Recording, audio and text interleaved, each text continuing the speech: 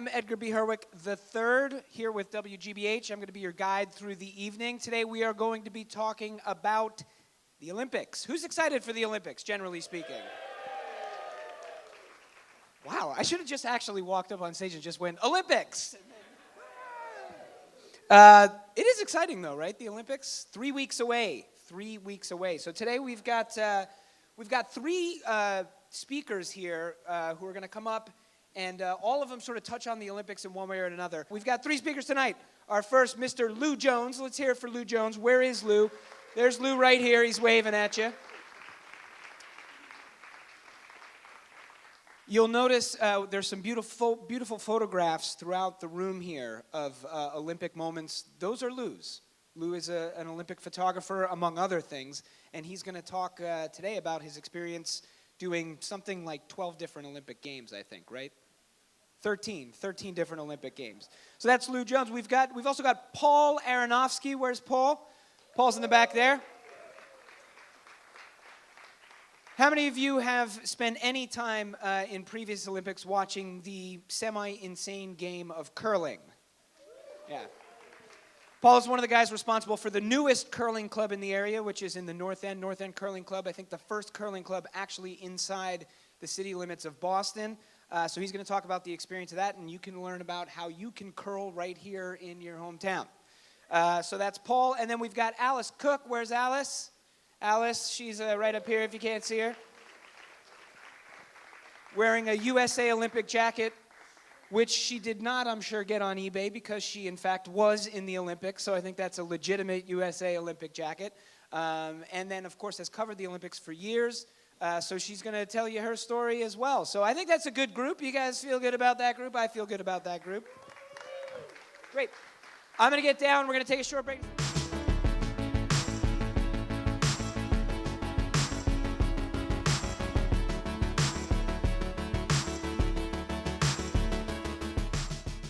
Our first speaker is kind of amazing, sort of like a media mogul, sports reporter, has done stuff for all kinds of places, including ESPN, has won awards for her work on Outside the Lines, among other things. Oh, and by the way, before that, was an actual Olympic athlete, which is pretty cool. So please welcome to the stage right now our first speaker, Alice Cook! It's great to be here tonight. This is my vintage 1976 Olympic jacket. Back then we didn't have the sponsors everyone has today, but I'm thankful it still fits, so I had to take it out of mothballs today. I wouldn't want to try on my skating dress, though. I'm not going to do that. A little bit about my skating background. My mother I grew up in Michigan, East Lansing, so we had the Michigan State University ice arena, and my mom put me and my sisters on the ice as soon as she could. I was 6. My older sister wobbled around and fell down and cried and said, "Get me out of here." And my little sister was too young. And I put my blades on the ice and I took off. And I never stopped for many, many years. I just loved it from day one. And I went through my group lessons, and you had to pass different badges. It's almost like being a Girl Scout. So I did all my badges in 2 weeks, and that was 2 Saturdays. And one of the coaches came over to my mom and said, "Your kid needs private lessons." You know, the whole thing, you hear about that, but it happens. And, "Oh, mommy, please, I want to skate, please. And so she, that started many, many years of serious skating and coaching. And just to make a note of it, my mom was a single mom. And it was very, very difficult for her to raise my sisters and me and have all the financial burdens of skating and the traveling. So kudos to her. God bless her. She's in heaven now. Thank you. By the time I was 9, I was skating 4 hours a day before school and in the evening. And my mother would get up at 4:30 in the morning, cook me a hot breakfast, get me to the rink, come home, get my sisters ready for school, take them to school, go back to the rink, take me to school, then go to her 9 to 5 job at Michigan State. She was a secretary, and come home, make dinner for us, and get me back to the rink by 6 p.m. at night and pick me up at 8:30. So that was basically my life from age 9 to 17. And in the summer, well, I was skating 4 hours a day. During the school year, I skated 7 hours a day in the summer, in summer sessions. So my whole thing when I was a single skater, I could jump and spin and fly around the ice and skate to music. And back in those days, we had something called school figures or compulsory figures. And that was just tracing. It was very, very slow. You're on one foot, you do a circle, you do a turn, you turn backwards, you have to go over your tracings. And that was counted for 60% of your score when you competed. And free skating, obviously, was 40%. So I had this whole pattern where I would be dead last in figures and win the free skating. And when I was a juvenile lady, a novice lady, and junior lady, I could pull up. I would pull from, whatever place it'd be, 12th to 3rd, because I was winning the free skate by so much.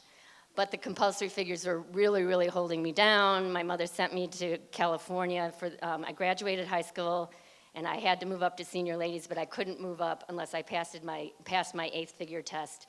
So she sent me out to John Nix, who has trained many skaters, Ty and Randy, and it can go on and on, famous coach, but he was really good at teaching figures. And I spent a summer out there, went back to Michigan, took my test and failed. And then here I am sitting there, graduated from high school. All my friends are at Michigan and Northwestern and Notre Dame and all over the country. And I had nothing to do but work at the snack bar at the rink and try to pass my 8th test, and then I'd go to school the following year. So I had this gap year, and I did pass that 8th test like in March of the following year. And then I was ready to start applying to schools and doing what I needed to do, and the phone rang, and it was Bill Favre. And Bill Favre was the junior national pair champion in 1974.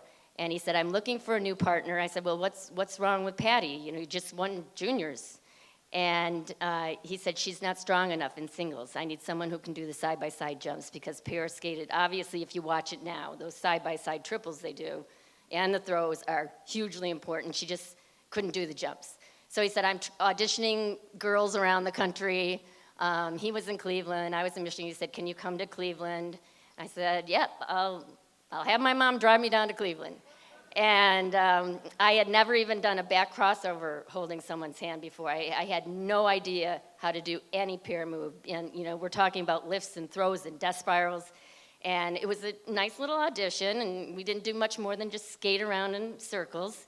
And he went on and did his national, audition tour, like American Idol or something. And like 2 weeks later, he said, you're it. Do you want to be my partner? This is like, do you want to marry me, but more, And it's like, yes, I do want to be your partner. What's next? And he said, well, we have to move to Delaware. That's where Ron Ludington is, and he's the premier pairs coach. I said, okay, and there's an apartment complex where people share apartments. People live there. There were all kinds of pairs and dance teams out there at the time. The other thing is, I had to learn how to pair skate and do everything in like 4 months' time, because I had to pass Billy was already at the senior level. So I had to pass juvenile pairs, bronze, novice, juniors, seniors, all before we could compete together at the senior level. And I spent a summer falling on my head and flying into the boards and doing those throws and slipping out of death spirals. And I was a head-to-toe bruise. My mother came out from Michigan once, and she says, this is child abuse. I said, it's okay, but we didn't wear helmets or pads or anything. So we went to our first competition in 75, and we ended up, we won Eastern Regionals, and then we were 5th at Nationals. And that was pretty good. It's like, okay, and I said, okay, well, I'm going to go to school now. I can't go to school and skate, and we're 5th, and they said, but next year's the Olympic year. It's 76, you have to stay in. It's like we had, 4 teams ahead of us that are all coming back, and they're only sending 2 to Innsbruck. And we knew Ty and Randy were, they were already 5-time national champions, so first place was gone. So it meant like committing another year, thinking we're 5th at the nationals, we have to leap over these other 3 teams. And we went out to Colorado, and nothing to lose. I just figured, I didn't tell my partner or my coach this yet, but I said, I'm going skiing after this, and then I have to tell them I'm done skating. This is it, done.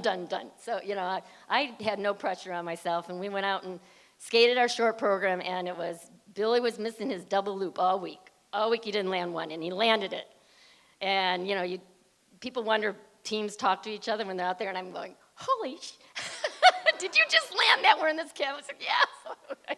And so we were just watching the film, because we didn't have video then. We were on fire. We ended up in second place after short program, but still that short program only counted for 30%. Then the long program, we were the first pair to skate in the final flight, and we did great. So everyone else skated after us. Ty and Randy, of course, everyone knew was going to win, and it was clear that they were. But back then, they were putting up the 5.8, 5. And there were no computers. So we sat there for, it seemed like 3 hours, but it was probably like a half hour because they actually had accountants in some back room adding up the scores. And so I'm holding, my friends' hands, my family's all around me, and here are the results for the pair championships. And in first place, Ty Babylonia and Randy Gardner. In second place, Alice Cook and Bill Favre. And we were on the Olympic team. So we were happy to be there. I loved being in the opening ceremonies. I was a little sick. I had a little stomach flu, and I ended up fainting before they lit the torch. They got me out of there, but we placed 12th, and I was really proud of that. And then we went to Worlds and were 9th. And then everyone said, you have to keep skating. And then I said, no, this is it. I'm going to school. That's it. See you later. My partner didn't talk to me for like 5 years, or my coach. And I went to BC, and I ended up in Boston. So that's the skating story. So, do you want me to keep going? All right, graduated BC, got a job, entry-level job at Channel 4, like kind of organizing the tape library, and then it was called Associate Producer of Sports, and then I moved up to producer, and I was producing newscasts. Back then, we had like 8 minutes for sports on the weekends, and I had to learn everything. I was the skater girl, and all of a sudden, I had to know baseball, football, soccer, hockey, and I wasn't on air, but I had to produce all the segments and put everything together, and then I ended up, they'd send me out on little featured type stories. The way I ended up on air is that Bruins coach Jerry Cheevers got fired, and I had worked at Channel 38 for a little while and done family features, and the whole team was in LA, and they sent Bob Newmeyer out to LA to do the story. This is the 80s where, stations just spent gobs of money, and Bob Lobel, the news director, says, we need a local angle. We need a local angle for the 6 o'clock news. Newmie's not going to be there in time. I said, well, I interviewed Jerry Cheevers' family when I was at Channel 38, and I know his wife, Betty, and I have her phone number. It's like, we're going up to see Betty.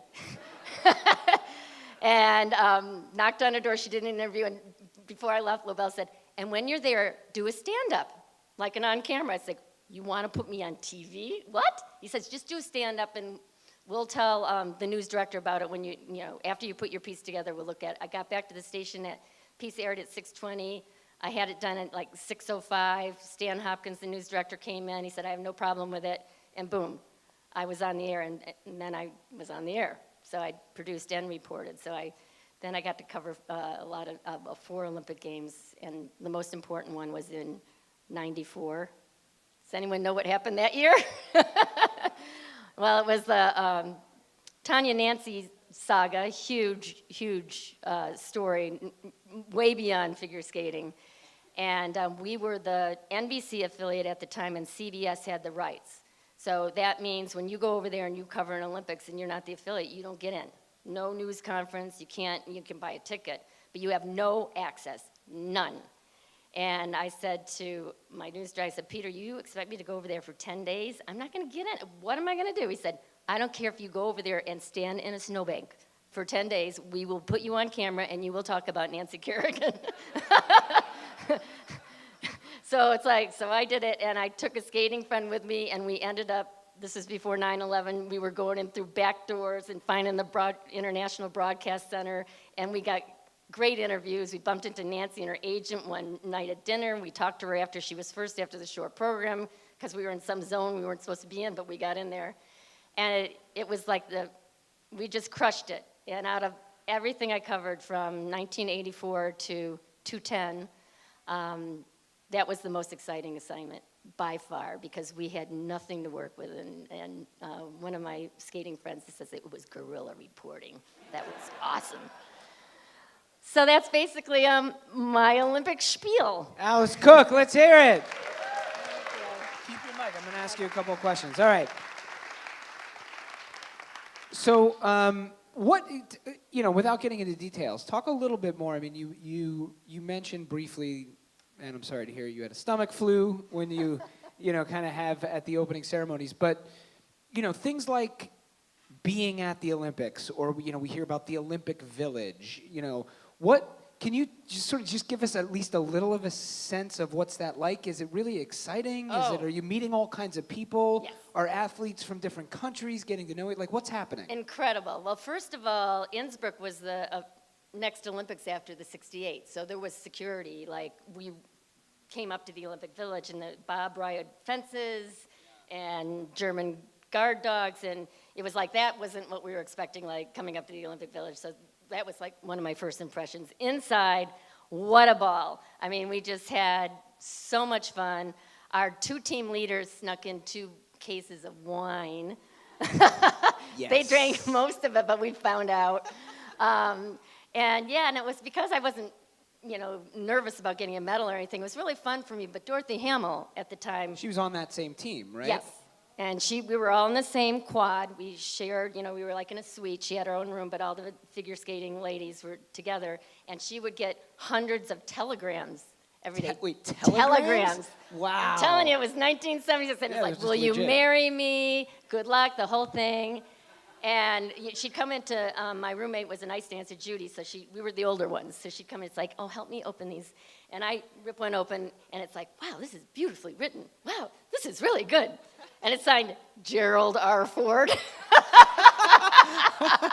And she's like, oh. I said, you better be ready, because if you win, he's going to call you. Totally. And the other part about Dorothy's, someone brought over a Time magazine. They came like a week later, and we had the Time magazine at the walking around the Olympic Village, and she's on the cover doing her camel. And we're standing with a group of skaters. I said, oh, my God, this is like huge. I'm like, you're on the cover of Time magazine. And Dorothy said, is that a big deal? Wow. So that shows you, skaters can live in a bubble. And she was just so sweet and naive, and it was just so awesome when she won. She really That's deserved cool. it. Is there camaraderie sort of amongst the skaters, even inside of like the whole U.S. team? Is there camaraderie among the U.S. team? Is it like what? Is there like no? It's skating. Is it so it's well, competitive? it's an individual sport, so you can be on a team and you can. But you're competing against somebody on your and own you can team. be marching in with the same uniform at opening ceremonies, but it's individual and it is very, very cutthroat, competitive. Wow. Ooh, it goodness. Is. Yep. Wow. True. It's individual, Yeah. You'll cheer, it's a little different because now they have a team competition at the Olympics for figure skating, so they can actually sit there and root each other on, but that doesn't happen really on the individual level too much. Good to know. Do you keep up with the sport today? Do you watch it? Do you? Oh, yeah. And so what are your thoughts? How is it different than it was in your time? Oh, Are you my sort of gosh. super impressed by it? Well, they have the new judging system. How many in here, raise your hand if you understand it? That's Thank you. literally 0 hands. One. One I hand. went out last year to Denver to study to be a technical judge. They have a technical panel now, and then they have the judges that do the grade of execution. So, and I did it for pairs. I was out there for 4 days, and I swear to God, it was like learning Chinese. I was Wow. like, because every move, you have to count how many rotations. They do factors, features. It would take years of study, and now these people that serve on these technical panels, they're coaches, because they have, which is they can't judge their own skaters, but it is still a little sketchy that you can judge your skaters' competitors, but you have to, it is so different, as an Olympian, and someone who studied skating my whole life, that it is so amazingly complicated. It's unbelievable. Too complicated. Now, I don't know how many people watched U.S. Nationals from San Jose just last week. Okay, People? You got so some, yeah. Brady Trenell, I think is their last name. She won. She did great. She did great technical skills. You could see the numbers just flying up. You can see them on the corner now when she's doing things of really difficult features. And then anyone who watched Ashley Wagner, the other two women were great too, Chen and Nagusi. But Ashley Wagner, she skated, and she poured it out as far as the whole package. And she did single, one triple, but to me, that was the whole 9 yards. It was just, and she got marked down on grade of execution, which was her best thing. So I'm thinking to myself at home, they're still cheating. You know, it's like, how can, I was very, very much in disagreement. All the three skaters ahead of her were lovely, but she did get undermarked. And she, of course, told the world afterwards, I am furious. But she's there as an alternate. She'll be there as an alternate. But it just, there is a bit of subjectivity still to skating. All right, before I let you get off the stage, you do this thing, She's Game Sports. Tell me quickly, what is that? I think. Well, when I left the station, I had an idea, because I met so many fans through the years, and the female pro sports audience was just growing by leaps and bounds, and these women were so knowledgeable about sports. My own friends and women I met a lot around the country. I said, wouldn't it be great to do something that's, who's under the helmet and tell the stories, and I think men would like it too. Who is the person under the helmet, and who got them there, and who inspired them? Because I know my own friends, and for me too, those were the best stories to tell. So it's kind of like the heart of the story. If anyone knows anyone that has funding money, I'll leave my cards. So if there's any angel investors in the audience. Angel investors. I've been to 100 funding meetings, I have to tell you. And in Boston, people invest in technology and health, and that's great. But I would still like to see that grow into a show and a huge website and something that people who really love people and sports would enjoy. So if you have deep pockets and you're out here tonight, find her in the next few cards. minutes. Let's hear it one more time for Alice Cook.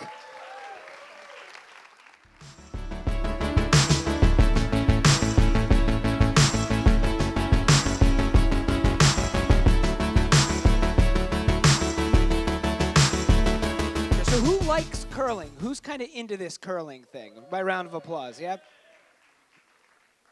Who has actually done curling? Almost the same number of people who like curling. Who is interested? Throw me a bone. Who's at least now interested in learning more about curling? Everybody. Wonderful. As I said, curling is something you can now do in the city of Boston at a skating rink in the North End, and that's thanks to a new group that has sprung up this year, which is the North End Curling Club. And I'm going to welcome to the stage right now the vice president, I believe, of that club, Mr. Paul Aronofsky. Let's hear it for Paul. How you doing, man? Oh, fantastic. Are you excited for the Olympics? I am so extremely excited about the Olympics. Now, are you do you have like favorite curlers? Are there like curling like cards? Are you like, man, I can't wait to see the Swedish team curl. Like, yeah. Well, the Norwegian team always has the best pants in curling. So there's that. But seriously, for Team Canada, there's a young team that's coming up, Team Homan, Rachel Homan and her crew. And they beat out Jennifer Jones, who is kind of like the established, like the elite curler in Canada. So they should be a lot of fun to watch. Oh, so was it controversial? Like, I wouldn't say controversial, but just exciting. Correct me if I'm wrong. There's also, and I think this is new this year, there's a mixed doubles curling situation, is that right? Which is to say men and women curling together. Yeah, that's correct. So in a normal game of curling, you've got 4 players on a team. Each of them throws 2 stones for a total of 8. And mixed doubles is a little bit shorter and a little bit tighter and tries to get a lot more stones in play and in the house. So it's just the 2 people, and they only throw 5 stones.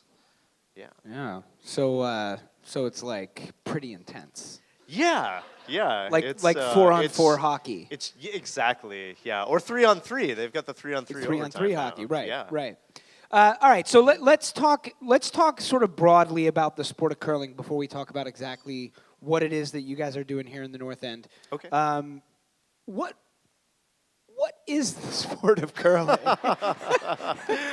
I think I speak for most of us here when I say, what exactly what is curling? exactly is it's going kind on of shuffleboard. down there? It's kind of darts. Yeah, it's a what little is it? combination of all that thing.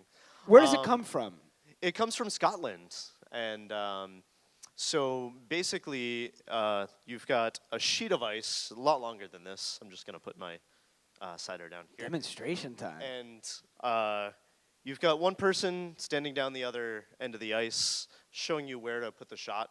Another person down at the other end, and they're gonna push out and push this stone down the ice, and try to deliver it in a manner where it kind of gets where the skip wants it to go. And the so skip the way is that the person who threw it? The skip is the person that's kind of directing the captain, team. like the captain, the captain skipper. of the ship. Skipper of the ship. Yeah. Got it. And then there's a lot of yelling and sweeping and brushing. Yeah. What? Yeah. So for those of us who don't know, why is all that happening?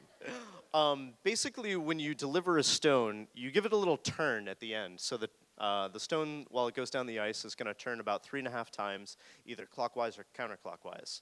And as it does that, it's going to travel just ever so slightly in the direction of that turn. A slight arc. Yeah. So you curl. throw it straight, it's not going to end up straight down there. It's going to curl moving in a curl. to And that is that where the direction. name comes from? Because Yeah, the stone is exactly. traveling in this curl. Exactly. There you go. You're welcome, everybody. Next cocktail party you're at. Well, You're a welcome. little trivia.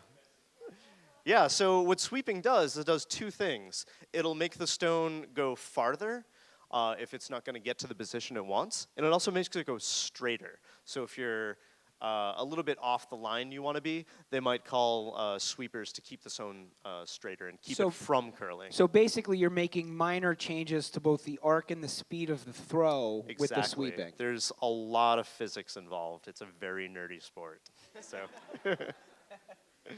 So talk about, again, as somebody who's kind of been out on curling ice before, I think a lot of these folks haven't. I think one of the things that I find interesting about it is the quality of the ice.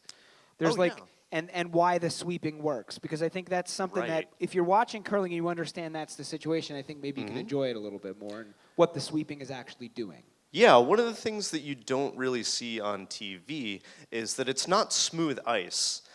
So we've got people out there with kind of like a backpack unit with a sprinkler on it. And they just sprinkle little droplets of water on top of the ice. And this provides little bumps for the stone to ride on top of. And when you sweep, it's actually melting the tops of those little mounds of ice, providing a little less friction. So that's creating a little surface on the physics, a little surface tension or whatever. Yeah, minimizing the coefficient of friction. Nice. Very cool. How did you get into this sport? So that's kind of funny. I was watching it at home in the 2010 Olympics. So curling's usually on in the middle of the day, and I had a job working at an ice cream shop, so I worked a lot of nights. And so I was like, what is this? I see this stone just like crawling down the ice while these people scream like, hard, sweep hard. Yeah, I mean, people are losing their minds about the sweeping. From what I can see on television, they're screaming at each other a lot. Oh yeah, there's a lot of communication and a lot of distance, so you have to make sure that you're heard. Yeah. So I was like, what is this? How can I get into it? But I didn't have a car. So the closest ones around were probably Broomstones in Wayland. It's a beautiful, huge, awesome club. And the country club in Brookline. But their membership was all full, and I didn't have a car, so it was not very accessible. So I've just kind of been waiting like 8 years, or 7 years, because I started last year or so. When you first started getting into the sport, and you and I have talked before, I spoke with Paul for a story I did recently for the radio. One of the first things you said to me is the sport and doing it is fun, but the thing that attracted you to it is what you called the spirit of curling. Yeah, so if you look at the rule book, the actual rule book of curling, the first thing that they mention before any of the mechanics is the spirit of curling. And it's really just a game about honesty and respect for each other. So each game starts and ends with a handshake, and we bid each other good curling. And then afterwards, as we're cleaning up the ice... You say, good curling, sir. Yes. Like, you We'll literally say that. Shake hands. Dilly say, dilly. like, good curling. Dilly dilly. Which brings us to broom stacking. What is broom stacking? So after I like how all the after a curlers match, over here laughed when I asked. all these what guys, is it? all these guys know. So after a match, we clean up the ice, stack our brooms off to the side, and then we'll go to a bar. And the tradition is for the winner to buy the losers a drink, and it provides you an opportunity to socialize and get to know your teammates and opponents. Yeah, I've heard from others that imbibing is sort of a traditional part of curling. Is that true? Oh, And yeah. I think it's okay. Absolutely. We're at an event with It's drinks, so kind we of can talk baked about right it. into the rules. So. Yeah. So I think a lot of Americans think about this as a Canadian sport. I'm surprised, or was surprised when I first learned to hear it comes from Scotland. Can you tell me a little bit more about how that all worked and works? As far as the origins, I'm not entirely sure how they put this whole thing together. Obviously, like on frozen lakes, and they used to use corn husk brooms instead of the specialized brooms that we have now. But I did some research during our last interview. We had mentioned that all the granite from the curling stones only comes from this one area of Scotland. There's actually two quarries, one in Scotland, one in Wales, and they get them there because of the consistency of the hardness of the stone, and there's something in the crystalline nature of the granite that prevents it from absorbing water, and if you're on the ice, absorbing water, freezing and unfreezing and refreezing again could have the stones crack. So it's a very hardy strain of granite that they come from. I sort of feel like the state of New Hampshire should try to get into this game. We like should. It's Exactly. the granite state. Like And they I'm should from be like, New you're getting it Hampshire, all too, from Scotland. so. Our granite is just as good. Right? Anybody here from may New not be. Hampshire? Yeah. Anybody? All right, so you guys have pull with. Just talk to the governor or something. I think Yeah. See if I we think can there's a find missed some good strains of opportunity granite. here. I want to talk about the North End Curling Club and how, if I'm interested in curling and hearing about this, doing it myself, I can do that. We'll talk about that in a second. But do you have any tips as the Olympics are about to start in a couple weeks? Curling is going to be something we're going to see on TV. If I want to kind of know a little bit more about it, or I want to sort of know a little bit more about what I'm seeing, is there a good resource, a good place I can go to sort of get a sense of that? Yeah, there's a couple of resources. There's usacurling.com, provides a lot of information. There's the GNCC. They kind of like run the Northeast region. And our website is northendcurling.club. All of those places, good resources. Yeah, absolutely. All right, so your club. Yes. How can I go curl there? Can I? Do I have to join the club to do it? How does it work? No, you can take a Learn to Curl. We're running them pretty much every Sunday night, 7 o'clock down at Sturriddy Rink. It's about a 5-minute walk from North Station, which is excellent because if you don't have a car, like I don't have a car, this is kind of like the first opportunity for Boston citygoers to experience this sport. And what happens at a Learn to Curl event? How long does it go on? What am I going to learn to do? I So assume it's Learn from to Curl. 7 to 10, yeah. But we provide all the equipment, so you can just dress in kind of warm, comfortable clothing, preferably not like tight jeans, anything that's going to restrict you because you're going to kneel down into the delivery position. But yeah, we'll provide you with brooms, we'll provide you with stabilizers so you don't fall over. But you'll be learning pretty much all the aspects of the game, how it's scored, how to deliver a rock, how to sweep, and how to skip. And do you get to sort of try all of the parts? Yeah, you can move around. Yeah, everyone, it's a common question when you tell people that you curl. They're like, oh, do you throw the rock or which do one are you you? sweep? Yeah. And it's like, well, actually everybody kind of does both. So after you've delivered the rock, you sweep for the next person. Is it hard to do? Can anybody do it? Young, old, yeah. what's the deal? It's easy to learn and difficult to master. It's kind of like anything. The more work you put into it, the more you'll get out of it. But as far as like skill levels go and ability, athleticism goes, anyone can get into this sport. If you have a bad back, they have delivery sticks where instead of like crouching down into this like deep curling position like this, you can just stand, walk, and deliver your stone, just like that. We have wheelchair curlers as well. So again, they have a stick, and there's no sweeping in wheelchair curling, which is pretty awesome because they have to be. It makes it even harder for them. Yeah, they have to be dead accurate every time. And actually, they're really impressive. Shout out, the last Paralympic team, and I think this Paralympic team, at least some of those members are Massachusetts curlers. Is that right? Yeah. There's the skip, Steve Empt, and Megan. They're both Cape Cod residents, and That's awesome. they're just really wonderful people. So, we're talking about curling is done at these clubs. That seems to be kind of the way the sport works. What does it mean to be in your club? I can come to one of your learning curls, you throw those. I don't have to be in the club to do that, right? Right. But I can theoretically, if I come out and I'm like, wow, that was really awesome, I want to join the club. What does that entail or mean? So if you come out to a Learn to Curl and you find that you really enjoy it and want to do more of it, you can get a membership, which allows you to come in every week on Sunday nights for our league nights. And right now we just have like interleague or intra-league. Just you inside the league. It's pretty much just us. But we also put together teams to send out to Bonspiels, and the Bonspiel is just. I love that word, Bonspiel. It's so much fun to say. Bonspiel. Let's all say it together on 3. 1, 2, 3. Bonspiel. Didn't that feel good? Didn't that feel good? Yes. So what is a Bonspiel? Bonspiel's a curling competition, so they'll set up a bracket and. Like a tournament? Yeah. Nice. Yeah. Absolutely.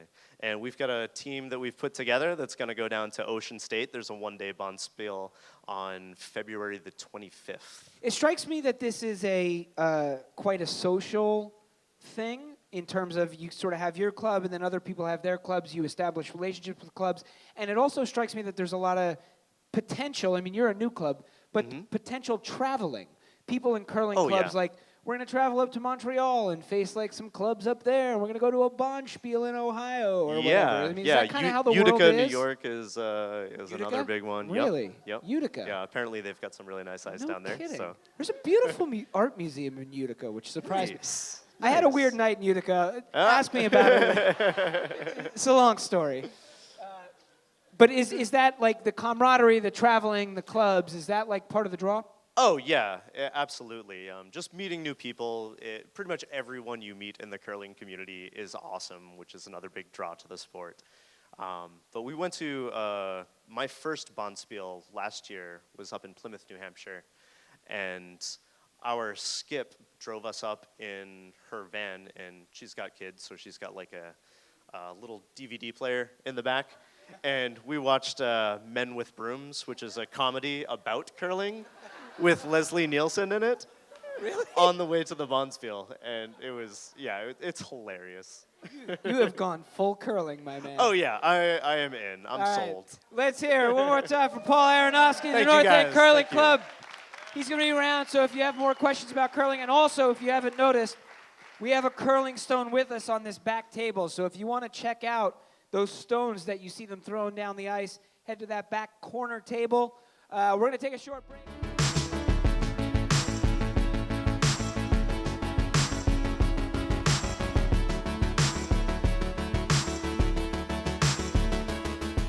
How many people here in the crowd, aside from our actual Olympian, have physically been to an Olympics?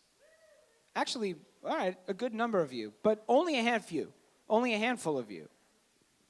I think one of the things we forget is that most of, we all experience the Olympics, and we experience it largely through the eyes of somebody else, whether that be the camera people, the news people, and the still photographers. And we all, I think, feel like the Olympics are something we get to experience pretty intimately. And there's a whole bunch of people who have like dedicated their lives to giving us that experience.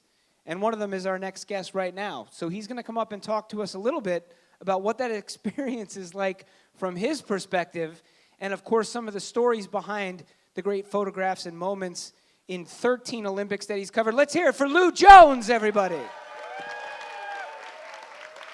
Thank you. Thank you. I don't do a lot of speaking. I'm a photographer. We keep our mouth shut, you know. If I ever see a crowd, the only time I've ever seen a crowd, me talking to a crowd this size, I only had to say 2 words. Not guilty. I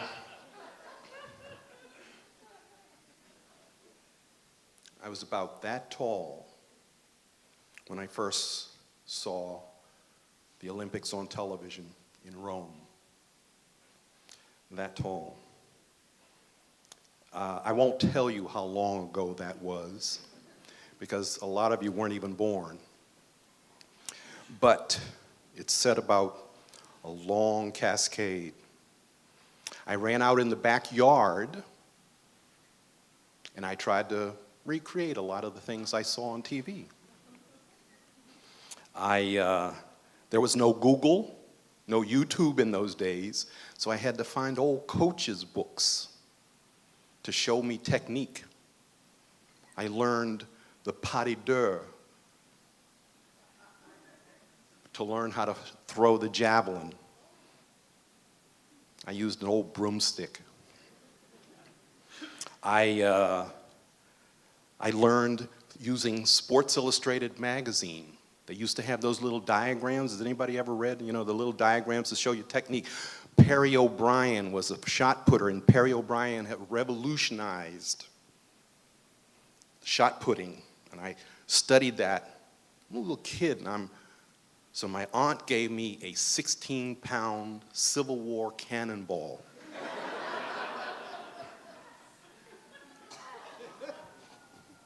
And I learned how to, until I could throw it so far that I was hitting up against my parents' garage, and I realized I had to stop doing that. But I stole chalk from school, and I measured out 100 yards on the sidewalk in front of my house. 100 yards. They call it 100-meter dash now. That's showing my age. I recorded all of that information in one of those black and white Dalmatian copybooks, composition, but you ever got, you know, I put all, you know, my heights and my distances, my times, I wrote them all down. I think I still have that book in a basement box or someplace. Anyway, I ran track in junior high school, and college. But it's clear I wasn't big enough, fast enough, strong enough to make the big show. But every 4 years, like it was a ritual, you knew where I was to see the Olympics. I had an Olympiad before I knew that the Olympiad was in Greek mythology. So every 4 years it was a ritual. I saw Muhammad Ali. We called him Cassius Clay in those days. Win his gold medal in boxing. Nadia Comaneci score the first perfect 10 in gymnastics. Does anybody remember this stuff? Or am I just... I hear an echo out here.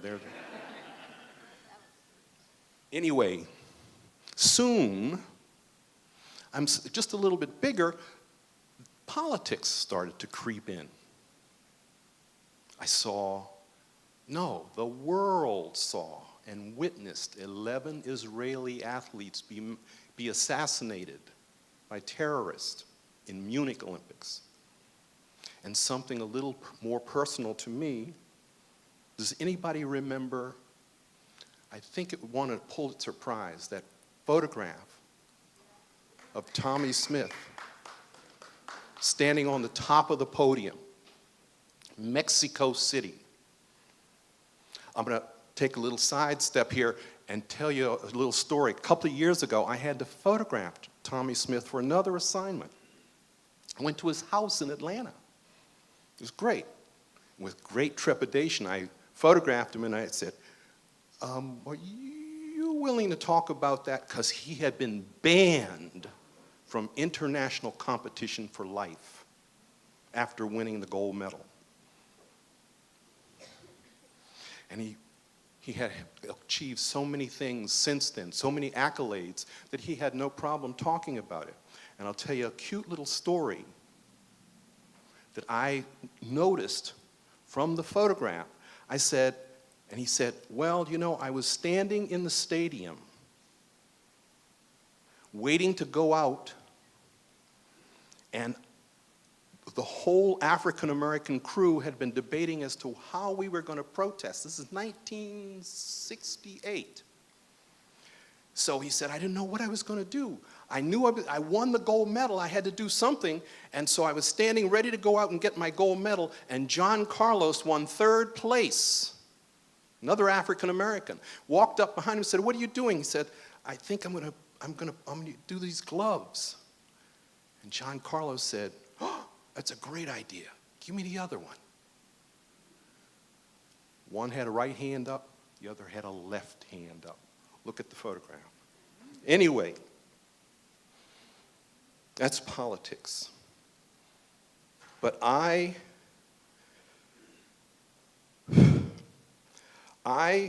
wasn't good enough. So I became a photographer. And in sort of like that Walter Mitty fantasy, I decided to take pictures.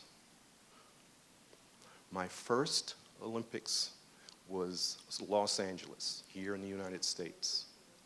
1984, somebody knows over there. That is starting to date me, I think. But anyway, it was because of the boycott, the Russian boycott of the American Olympics, that I got my big break and I was sent out on assignment. And very soon after that, the very next Olympics was a Winter Olympics. And I was hooked on that too.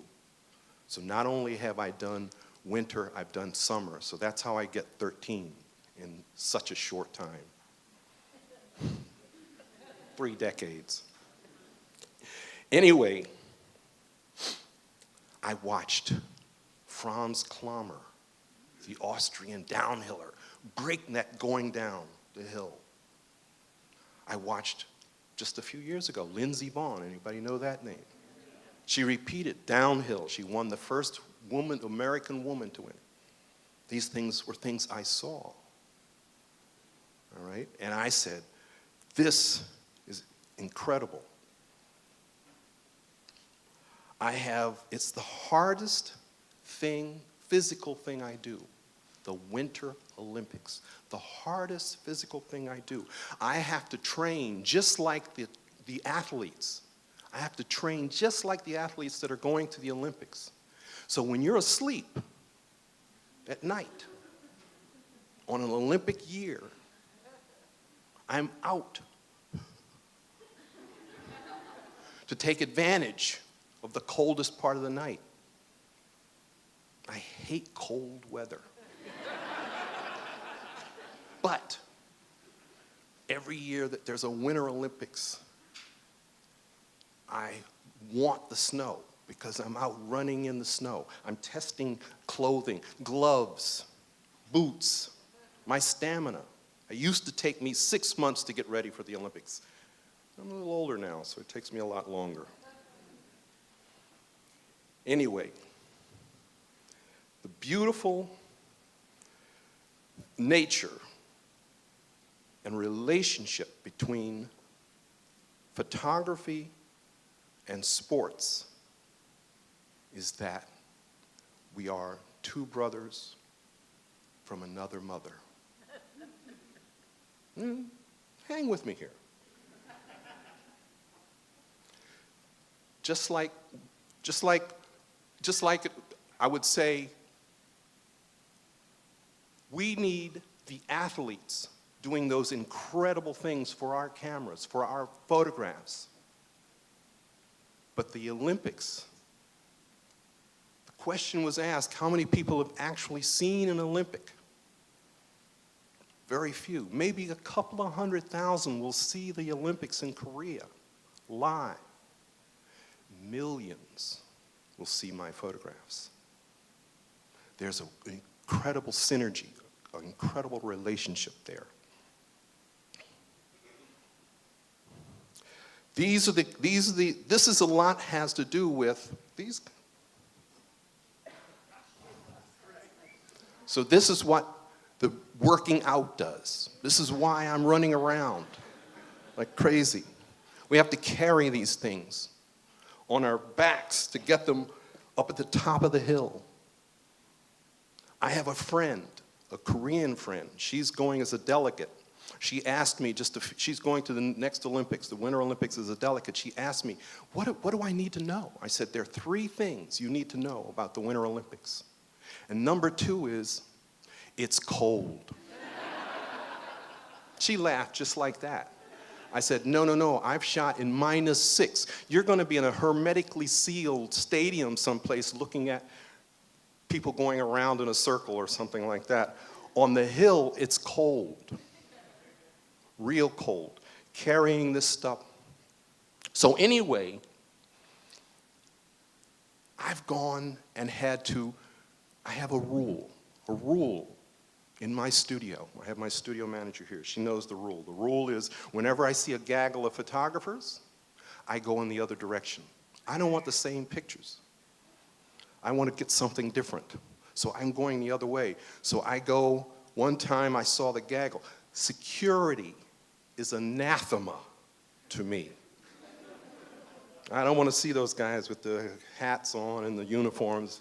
I'm going in the other direction. So one time I saw a gaggle. They were herding them all into one group to get some people coming down. I said, no, I can't do that. I can't do that. So my assistant and I looked around and said, what am I going to do? So I literally saw the tourist skiers on the other side of the hill, and I went all the way around to the other side of the hill, took the ski lift up, no skis, and we got up and we walked over the hill so that we could get up to the top where the skiers. That photograph right there was taken just a few feet from the skiers. One time in Lillehammer, we literally got there so far before the security, that's what intentionally, that we climbed all the way up to the top of the hill so that we could shoot down on the ski jumpers.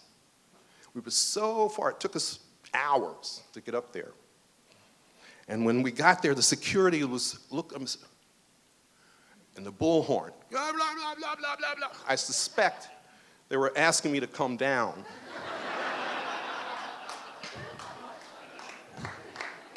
But it was Norwegian, and I just went. We got great pictures. Anyway, I said the relationship is just unparalleled. The athletes need us, we need them. And as the last part of this, I used to be a homer. Does anybody know what that means? You know, homer. You know what it means. Yeah. You know, it was rah, rah, USA, USA. I traveled for 30 years. I've met so many great athletes all over the world. I've met so many great people that they've beaten the xenophobia and the nationalism out of me by now.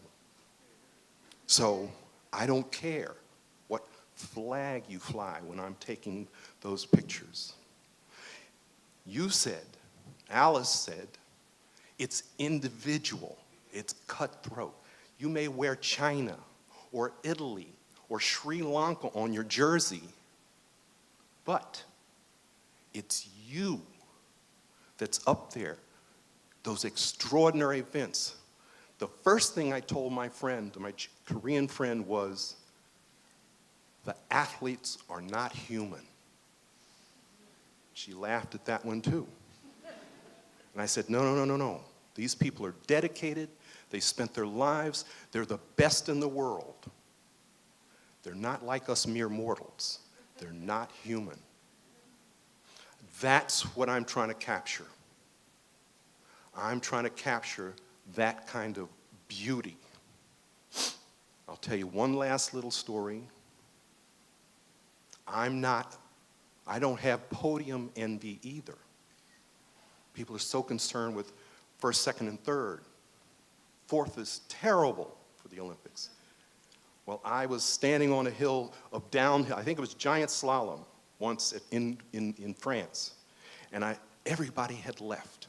The journalists had left, the tourists had left, you know, those people that come for one Olympics and they'd never come again.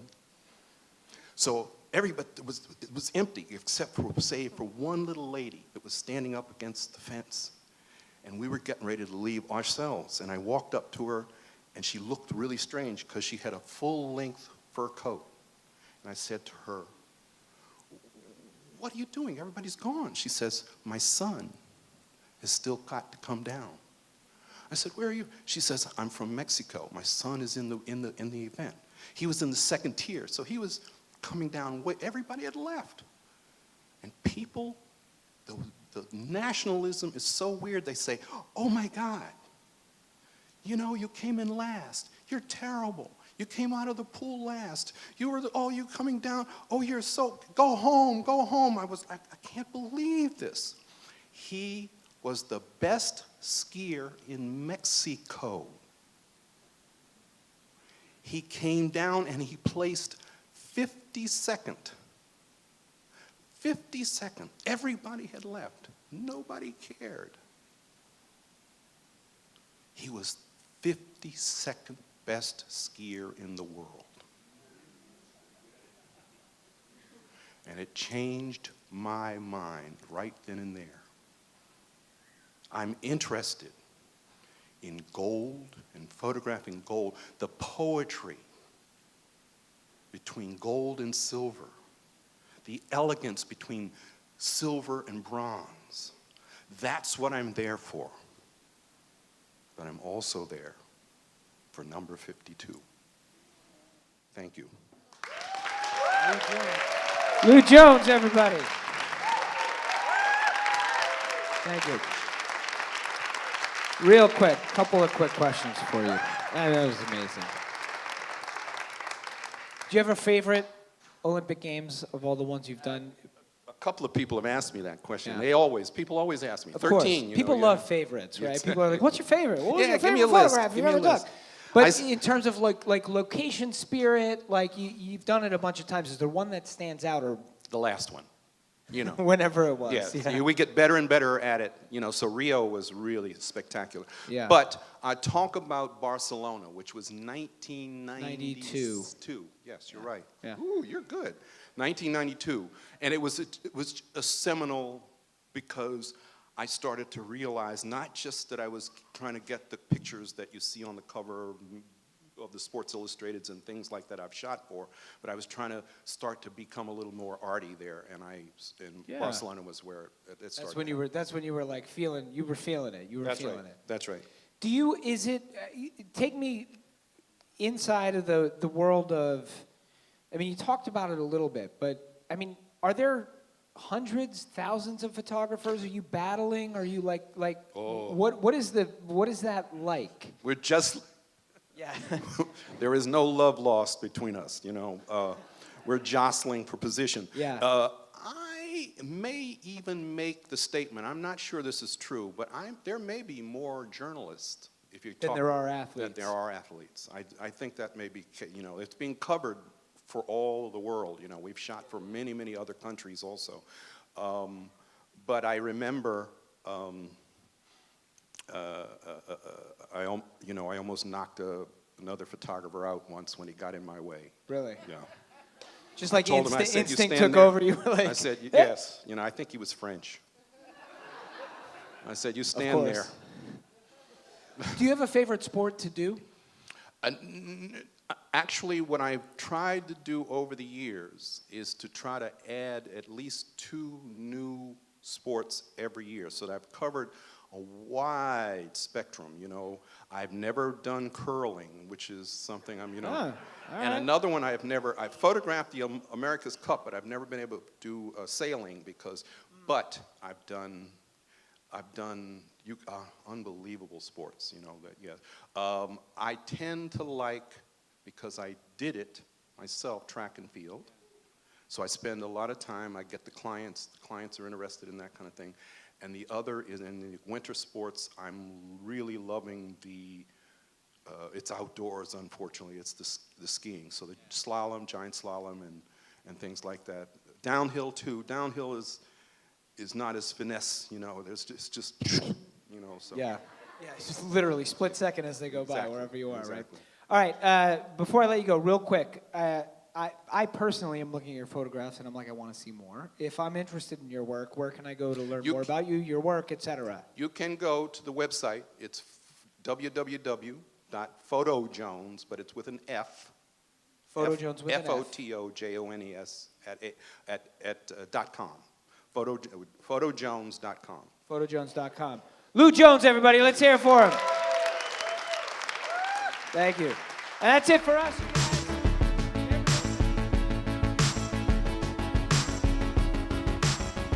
There was an experience we had just a couple of weeks ago where we were playing music and some lady out in the crowd just decided to sneeze. And we noticed it, and I looked to my left, and I checked in with the Blue Man, and this had never been scripted, it had never been rehearsed. We have these rags that are under our instruments, and we literally just looked at each other, looked out at her, and we just, at the same time, offered her these rags as like a hanky. And then we both almost cracked up laughing because we were like, that just happened. Oh my God, that never happens. What? And so it was this really brilliant, euphoric moment where we came together because we were so hypersensitive to what the other 2 guys were doing.